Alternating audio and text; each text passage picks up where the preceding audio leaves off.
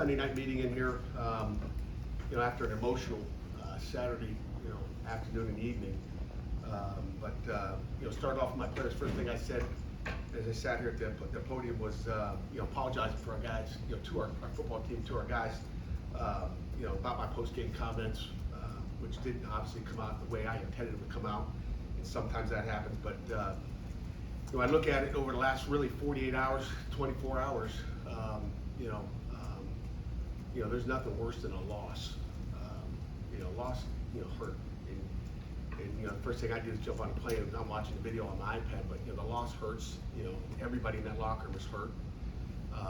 But when you feel like your players are hurt, like something the head coach said, that hurts you even worse. It makes you sick to your stomach. So I didn't get a whole lot of sleep on Saturday night, I can promise you that. I talk about our guys all the time about our program goals, and I won't get into 4 of them, which have been here since I've been here, 8.5 seasons, is relationships. It's the number one thing we talk about all the time, and the relationships that I have with our players is critical, and that never ever can change. And when you don't have a relationship with your team, you got an issue. And again, I had a great team meeting with them last night. I think they know where I'm coming from or where I was coming from. I think they get it. And relationships, everything. It's why I coach. It's what I do. It's what I've done for years. And to me, it's always been, players love the coaches and the coaches love the players. If you don't have that, you got issues. So I feel really good where we are going into this week. Obviously, we closed a chapter on the game last night as well. With the special teams meeting in here that we always finish with, and watched some things we did on special teams or didn't do. Prior to that, we watched offense and defense. And when you look at it again, it all starts with me. I wasn't happy with the way we got prepared or the way we played. And if we don't play good, it comes back to me. So I obviously didn't have the guys ready to play like I'd like to. Our coordinators obviously didn't have the guys ready to play like we'd like to on either side of the ball. Because it always comes back to us, and I always say this: it's about the details, it's about the inches, and if we're not getting that done, to me, what you see is what you coach, and somehow we've got to get it executed better. I know we've got a lot of young guys playing, and I think experience is your best teacher. And I look at Christian, who's really played well since he's been in, taken over that starting job, and he obviously, didn't play his best game, but you watch some of the great plays he makes, and you're like, yeah. Okay, but I go back to, you look at experience, is critical. He hasn't even played as many games as Christian's played, as Kenny Pickett played his freshman year when he came in and played 4 games as a true freshman.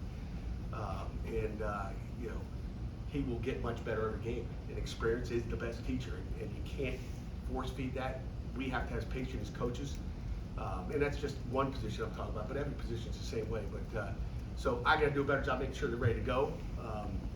Our coaches have got to do a better job of making sure we get it, whether we got to keep it simpler and cut back on offense and defense, just to make sure we execute better, because it comes down to execution. And if they're not executing, it's half on us and half on them.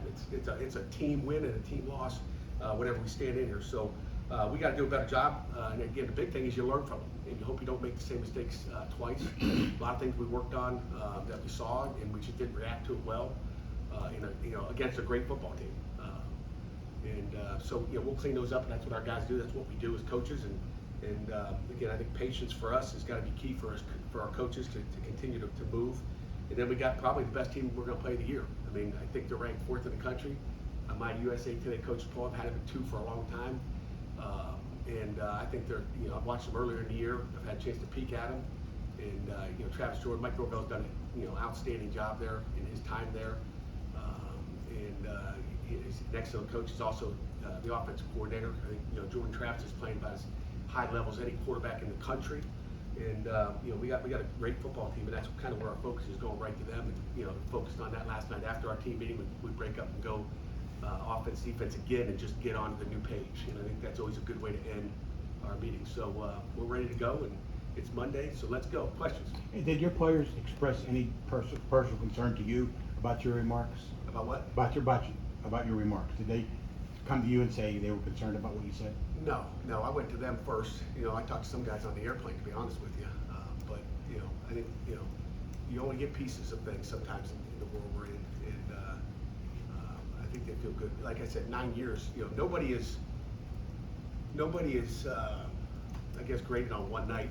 whether it's a player or whether it's a coach, and whether it's your play or whether it's what you say. Nobody. I mean, there's always another Saturday, and there's always another presser. There's always the next. So to me, you're not defined in one game or one afternoon. You're defined over time, and I think over time, my guys are my guys. I love my guys. Shoot, the only thing, my message to it, I know how bad they're hurting after that loss. But my big major message was, hey guys, I don't care. I love you guys. I wouldn't trade you for anything. Period. Those are my guys. But that's the way it always will be. Pat, you said the way it came out was, quote, not the way I intended. What were you trying to convey in that moment? I don't even think it's up for discussion. I really don't need to get into it, Will. But it comes down to experience, okay? And I obviously did a poor job about it, but it doesn't even matter at this point. So I'd rather just move on. Did any of your players give you any sort of feedback when you talked to them about your post-game remarks? Yeah, they were all good and said, Coach, I totally understand. They were all great. I've had meetings with them, last night, individual, if someone wanted to come see me, and also a couple this morning. Then I caught back up with them. I said, hey, come, my door's always open down there. Okay, my door's always open, whether I'm in a meeting, I can, Vicky will pull me out of a meeting. I'm gonna meet with our guys all the time, so the door's always open. I think they all get it pretty clear. Pat, when you have, and there's no excuses. That's why it doesn't matter what I intend. It doesn't matter. There's no excuses. It doesn't matter.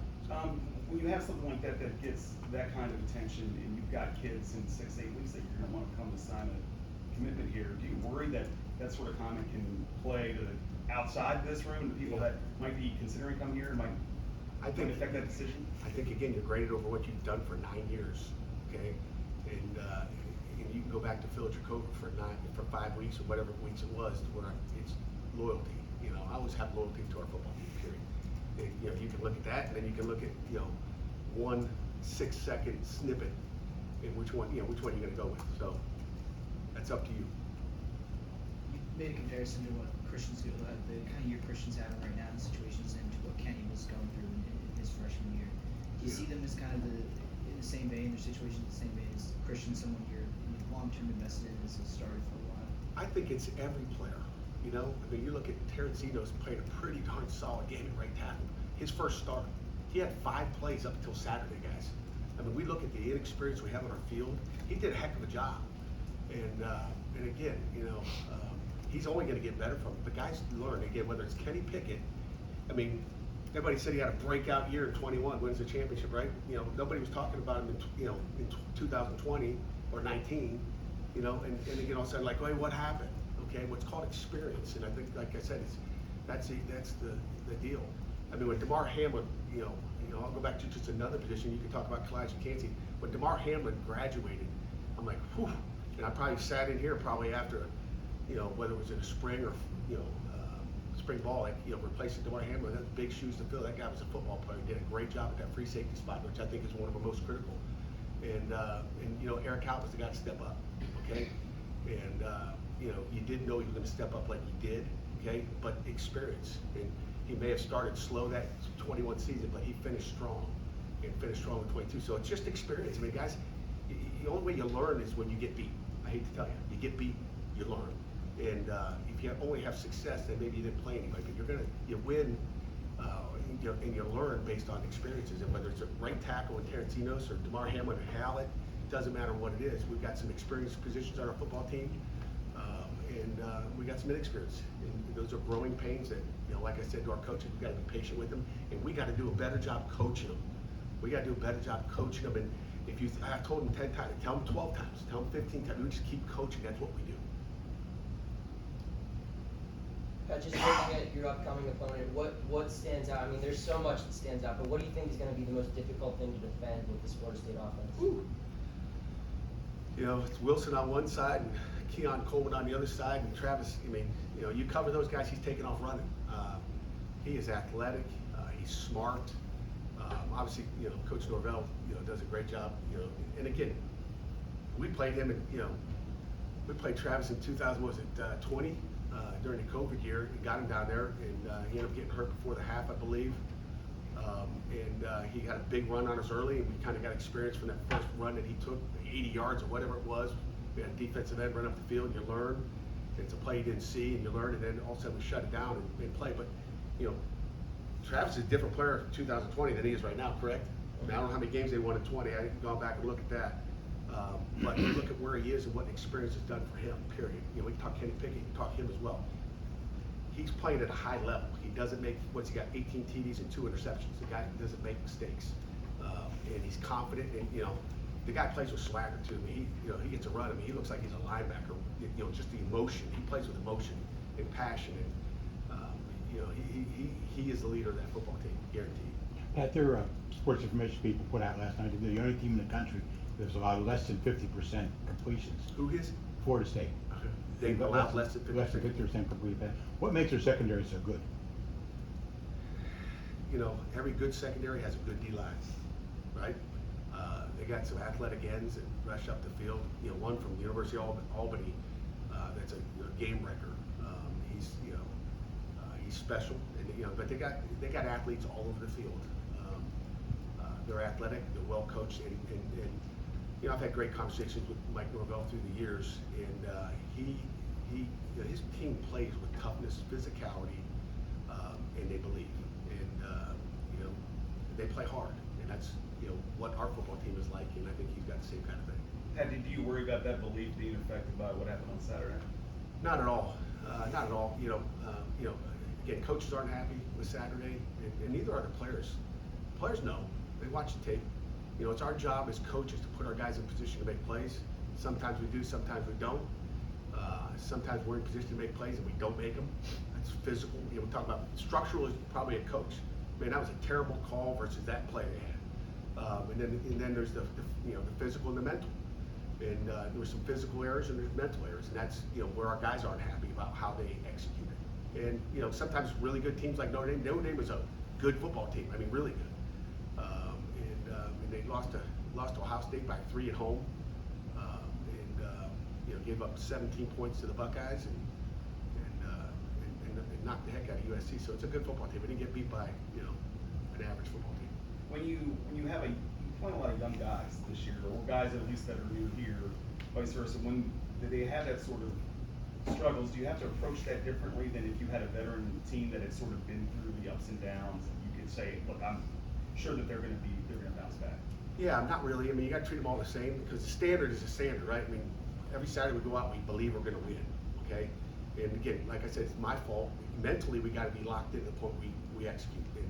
And you know, ultimately, it comes down to motivation and being, you know, totally locked into what your job is. And whether they were or whether they weren't, still my fault if it didn't get done. How do you address some of the errors that were made on special teams on Saturday? You know, just keep going back to the drawing board. You know, I was under the standing, one of Junko's punt hit a wire up there, which I would hope someone would see. I don't think I'd put an electric fence up there, you know, hit the, you know, that sky cam, whatever. You know, we had a couple high snaps, which we haven't had all year, but I've seen high snaps go over people's heads and not be caught.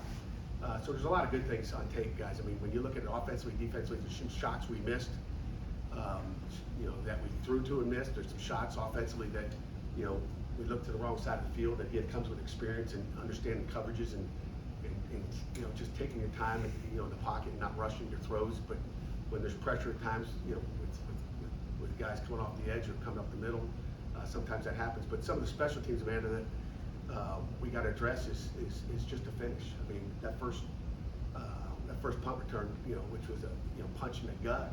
You know, we got 2 guys on the tackle, just didn't finish. And again, I give that guy credit because he's a good punt returner. But you know, those are things I think our guys are disappointed. It's not like we were nowhere to be found, you know. And again, our job is to, you know, we had a good net on that one. And like I said, I may have mentioned this after the game. There's nobody I trust more than MJ Devonshire to return a punt. And you know, he's got a nice fair catch at the 10-yard line one time, and he doesn't call fair catch. But I think, you know, guys become desperate at times to make a play, and MJ's a playmaker. And you know, sometimes we can't, you know, you got to take that Superman cape off your back and make sure you just play within the framework of the team. And you know, a lot of faith in him, and you know, he's just trying to make a play. He can't do that. Pat, the last 2 years you've gone into the portal to get quarterbacks. Do you feel a little bit better about the position this year with Christian? Feel great with Christian, feel great with Nate Darnell. You saw how he performed when he got in there too. So, like I said, I said that back in camp, and each one of them continue to grow every week. Is Christian where he is right now compared to where he was game one or fall camp? He's way far ahead. I think every week he becomes more confident in what he's doing and how he's doing it. And every week he sees a different coverage or sees this or that and has a better feel of what he's got to do. It's only going to make him better. And I think, I feel good with that quarterback group. I think we ask you about running backs just about every week, but I'm curious, what does Rodney need to do to get more opportunities, to get more carries in the game? Rodney ran well on Saturday. Rodney ran well. We obviously got into throwing it a little bit more than we'd like to. However, the game plan going in was really to throw it. If you go back and watch the tapes, slow motion. I don't know if you guys don't have the all 11 like we do. I don't think you do. But you watch TV copy, you don't see really where the routes are, what they did. Even on the pick six, we hope he hits the hole shot, which is there's a guy wide open. They're playing a two trap, but that comes with experience, and every quarterback's going through that. Hey, your wiggle room is out, is gone if you wanted to. The what? Your wiggle room in terms of absorbing any more losses, if you want to be bowl eligible, is gone. Is that something that even comes up at this point, or are you just trying to? Want to know? Looking at, hey, we played a great team last week. We're playing a greater team this week, and our focus is on Florida State. We get them at home. Hope it's 32 degrees out, and it feels. I think we're going to let the grass grow because it's a fast football team, we're playing one at a time. And I'm not worried about bowl eligibility. I care about winning a football game, and I care about coaching our football team and getting them prepared to play that game physically, mentally, and emotionally. How about a couple more before we wrap up? Anyone else? Yeah, Gavin came out of that game with no targets. Was Notre Dame focusing on him? Was that something that just wasn't available to you? We probably rotated our tight ends maybe more than we should have, but we try to keep those guys fresh. I actually had a conversation with Gavin this morning. I called him. I think he had 27 total snaps, but usually, our tight ends are getting more snaps than they had. We didn't go much 12 personnel because we didn't like 12 against Notre Dame, just because of what the box was going to look like and how they would play us if we put everybody in the box. And so, you didn't get the two tight ends that are getting more snaps. We just kept those guys fresh if they're running routes, and so they're balanced out more. As a head coach, I'd like to see Gavin obviously get more targets and play more plays. I think we got to keep him on the field. Is that what you said you called him this morning? Is that what you were trying to communicate? Well, I asked him. I said, "Hey, how you doing?" And no doubt about it, you only had 27. How you doing? I wasn't happy with it when I saw the play count. You spoke about wanting to create more splash plays earlier in the season. Obviously, these last few games you had multiple interceptions. How do you try to get the offense to take some more advantage of those splash plays and try to obviously? Just got to hit them. Got to see them. Got to hit them. Got to protect them. And again, it's a team game, and it takes 11 guys, whether it's pressure one time or not seeing a crossing route, whatever it may be, or the receiver's not running fast enough across the field to get in the quarterback's vision. I mean, there's little details that they're trying to sometimes sit in holes, and depending on the coverage. But we got to get in front of the quarterback. We got to make throws, and we got to make catches, and we got to protect. And it's 11 guys, and we as coaches got to put them in a better position to make plays. Well, I think you've All got the time, one. not just sometimes. Well, I always got one more question. Okay, Jay. we'll wrap up with you. This is a little off topic. I mean, how important is red zone defense as opposed to total defense? Do you consider that, like that section of the field, do you judge it differently? I mean, I don't care how many yards I give up, but when we get to the 20, we got to stop them. Well, ultimately, if you get down inside the red zone, our goal is to give up a field goal, and that's what we did at the end of the half. That's a win for us when they kick field goals. But we game plan every situation.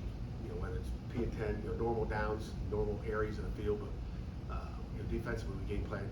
Offensively, games plan the same thing. I mean, you got stuff you want to do in the red zone offensively and defensively, and ultimately, you're great at what you do when you get to the red zone. Obviously, offensively, we didn't get to the red zone, so that's a place we need to get first before you can execute the red zone. Okay, Coach, thanks.